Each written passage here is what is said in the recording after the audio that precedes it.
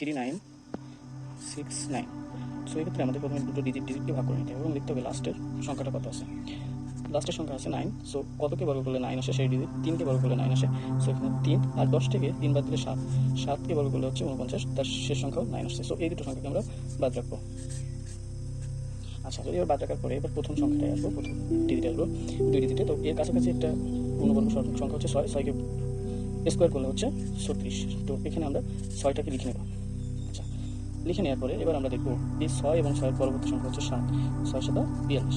So এই 42টা এইটা থেকে বড় কিনা সেটা দেখে নেব। যেহেতু 42 থেকে এটা ছোটো, সুতরাং আমরা এখানে নেব 3। 3 হচ্ছে বর্গ। এরকম আরও একটু সংখ্যা আমরা নিয়ে প্র্যাকটিস করি।